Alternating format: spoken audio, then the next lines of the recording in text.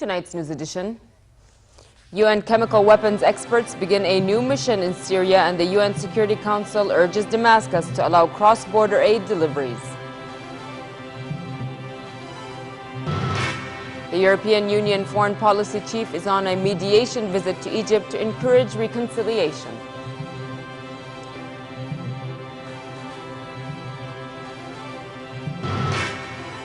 And U.S. business leaders warn of dire consequences if lawmakers fail to raise the U.S. debt ceiling and prevent a government shutdown from lasting long.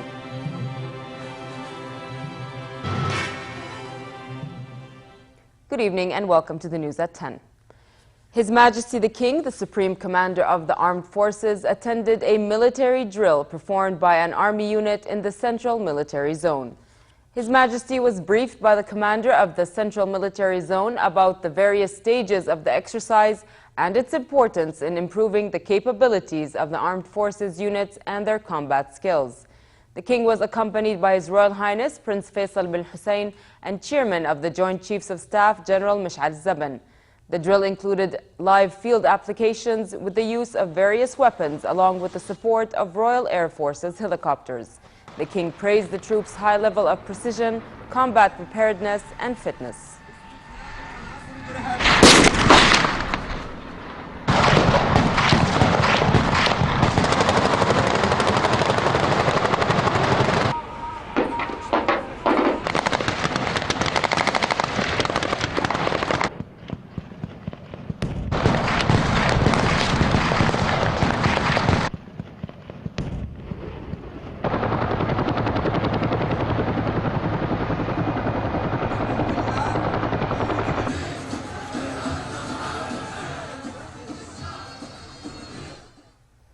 Russian President Vladimir Putin said global powers are on the right track with a plan to eliminate Syria's chemical weapons.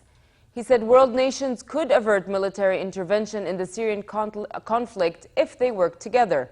The U.S. Army Chief of Staff said the United States would have to reconsider whether to use force in Syria if President Bashar al-Assad failed to comply with a UN resolution demanding the eradication of his chemical weapons. Faraj Looney has an update.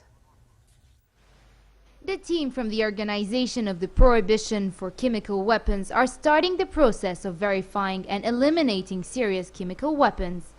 This group arrived in the country yesterday in what has become a familiar scene for Syrians, another international organization coming to investigate the use of chemical weapons. The mission is part of a U.S.-Russian deal to remove and destroy around 1,000 tons of sarin, mustard, and other nerve agents believed to be held in Syria. Even without those weapons, Syrian parliamentarians say they believe the country has other means of defending itself. This will reform the region by finding a new balance of power that will use other defense means that are not based on traditional weapons or weapons used in previous years. While the inspectors carried out their mission, fighting continued between rebels and Syrian government forces in Damascus. These armed men, said to be rebels in a building in the district of Berzeh, opened fires through a hole in the ceiling. Rebels were also firing guns from a damaged building, and a wounded man was being carried out. Most of the deaths in Syria's conflict have resulted from fighting with conventional weapons. The death toll still regularly climbs over 1,000 a week, while the agony of civilians persists. At the United Nations, the Security Council urged the Syrian government to allow cross-border aid deliveries and called on all parties to Syria's conflict to agree on humanitarian pauses in fighting and key routes for aid convoys. The Security Council agreed to a non-binding statement in a bid to boost aid access, drafted by Australia and Luxembourg. If the parties to the conflict observe the call of the united international community and meet their obligations under international humanitarian and human rights laws, they will stop targeting innocent women, children and men, and civilian services and infrastructure, and we will see fewer lives lost and fewer violations of human rights.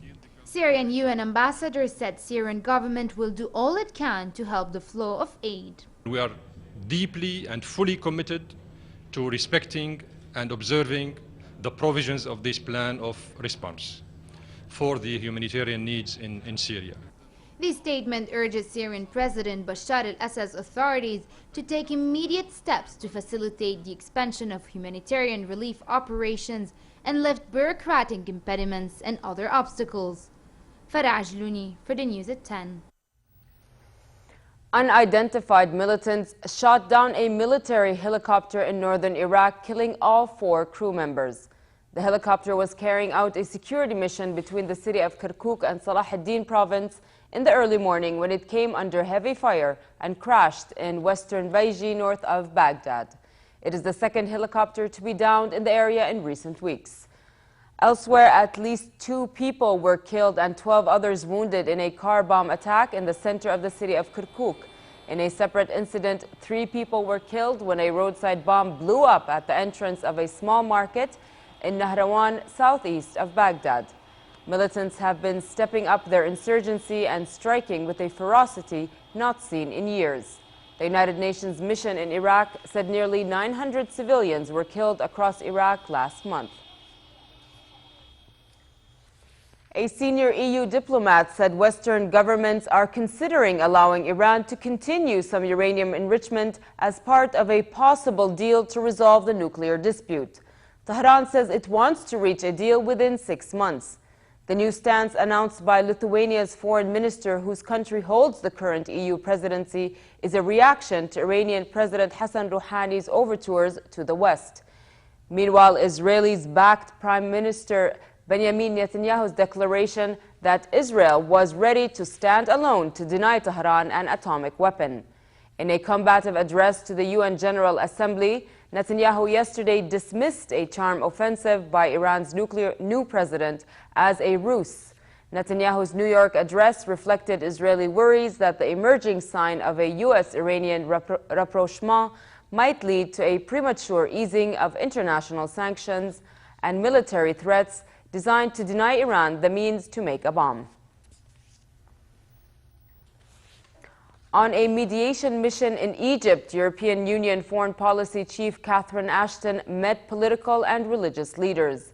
She met former Foreign Minister Amr Moussa, who currently heads the committee tasked with writing a new Egyptian constitution following the ousting of Islamist President Mohamed Morsi. Ashton also held talks with Grand Imam of Al-Azhar, Sheikh Ahmed al-Tayyib, the head of Egypt's most important Sunni Islamic institution. The top diplomat is expected to encourage Egypt's army-backed government and the Muslim Brotherhood to pursue reconciliation during her visit. Egypt has been gripped by political turmoil since the army ousted elected President Morsi of the Brotherhood in July after mass protests against his rule. The army-backed government has put in place a roadmap for a political transition. Major business leaders met President Barack Obama and warned of dire consequences if lawmakers fail to raise the U.S. debt ceiling and prevent a government shutdown from lasting longer. The chief executives agreed that the consequences of decisions made about the shutdown and the debt ceiling were serious for the financial world. Congressional Republicans and the White House are in a stalemate over government funding, which has forced the first government shutdown in 17 years. Khaled Ababne has more. U.S. government shutdown entered a second day. Democrats and Republicans continued to battle over funding in Congress. The bitter standoff has forced the first government shutdown in 17 years and sent hundreds of thousands of federal employees on unpaid leave. In Washington, D.C., signs were placed in front of monuments and federal buildings, marking them as temporarily closed due to the shutdown. President Barack Obama has scrapped part of a long-planned trip to Asia in order to deal with an ongoing budget impasse in Congress.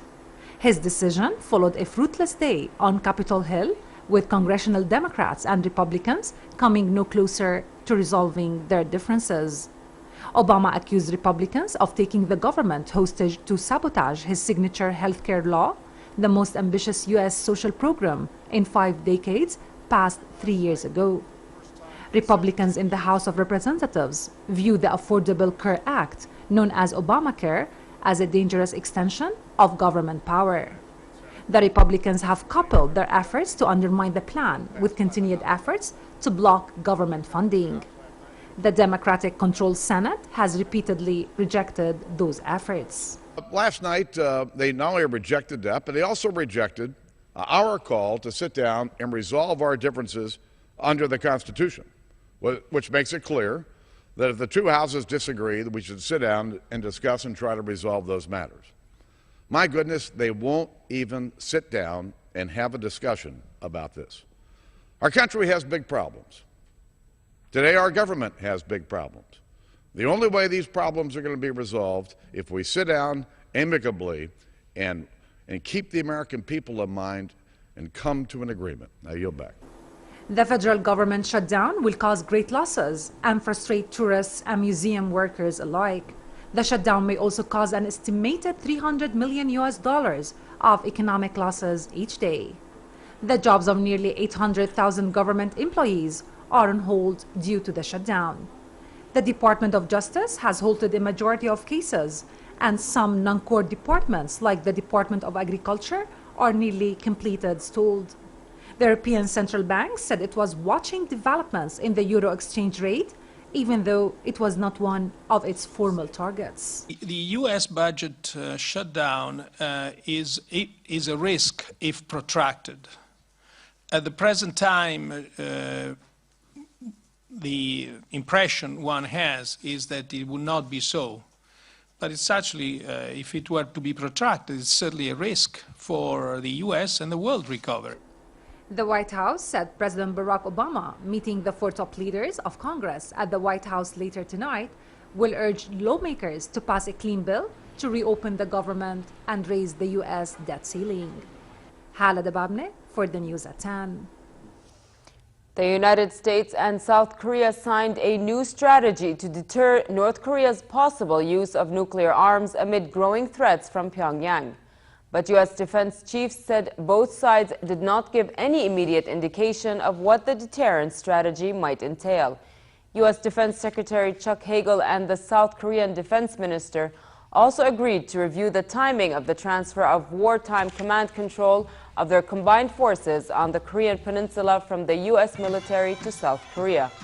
The transfer is scheduled to take place in December 2015, but South Korea has called for it to be postponed while North Korea continues to push ahead with its nuclear weapons and long-range missile program.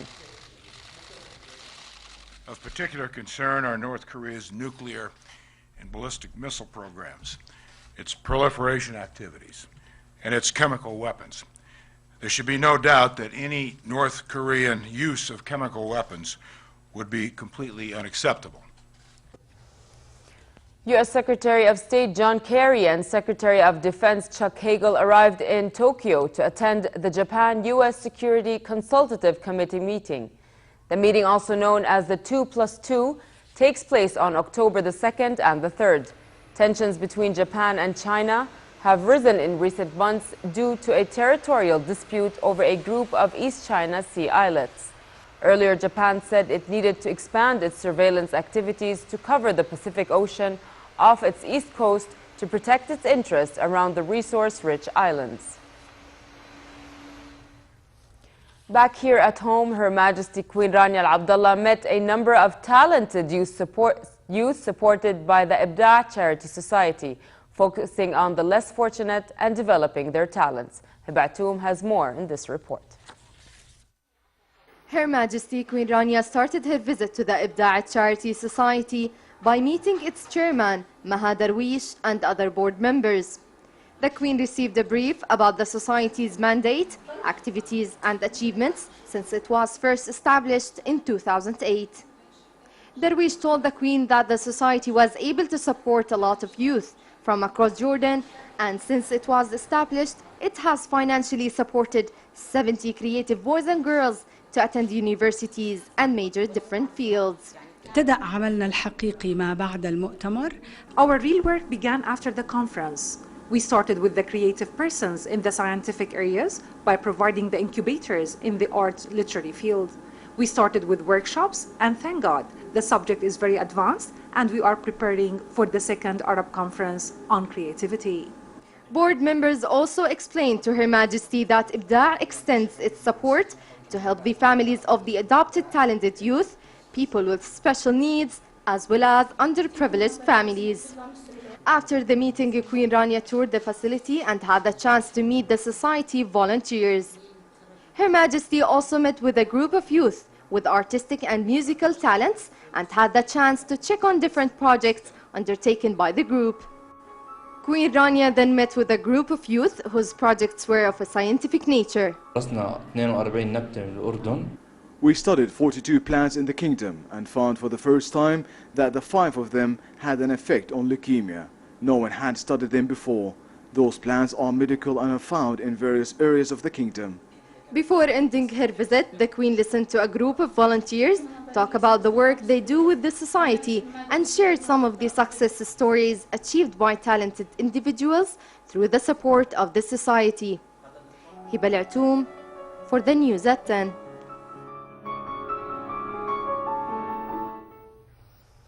Fans of author Tom Clancy woke up to the sad news of his death today at the age of 66. Clancy is a best-selling U.S. author whose thrillers about spies fascinated readers with their high-stake plots and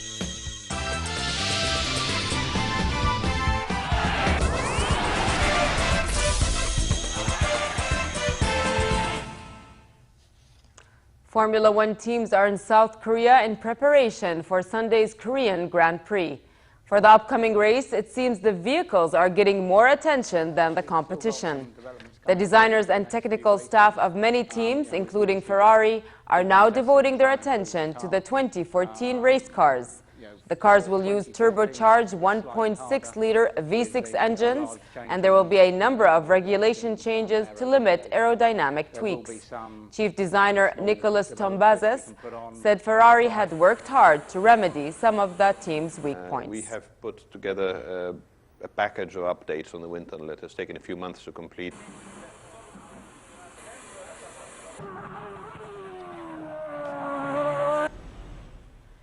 Players' memorabilia from all 5 of Brazil's record number of World Cup titles went on display in an exhibition in Rio de Janeiro. The memorabilia includes cleats, balls, and uniforms which belong to some of Brazil's greatest players and the country's World Cup victories. Brazil will have a chance to expand on their lead as the country to win the most World Cups when they host soccer's greatest tournament in 2014. One of the exhibition's prized possessions include a pair of cleats used in the 1950 World Cup, which Brazil also hosted but lost in heartbreaking fashion. And finally, chilly tonight in the hilly areas and mild in the rest of the country with westerly light winds. Tomorrow, a slight drop in temperature is expected, therefore it will be cool in the hilly areas and fair in the rest of the country with some clouds. At night, there is a slight chance of scattered showers in northern Jordan. The Gulf of Aqaba should expect a cool night and mild day tomorrow with northerly winds picking up at times and slightly choppy seas. Next are the lows and highs for tonight and tomorrow.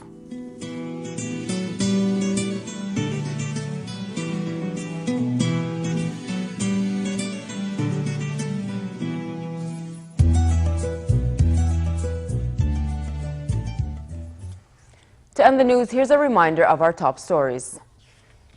UN chemical weapons experts begin a new mission in Syria, and the UN Security Council urges Damascus to allow cross-border aid deliveries. The European Union foreign policy chief is on a mediation visit to Egypt to encourage reconciliation.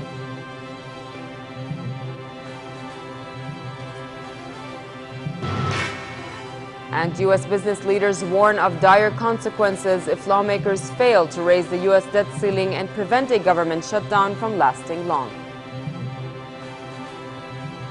With that, we come to the end of tonight's news. I'm Nancy Khair. Thank you for watching and have a good night.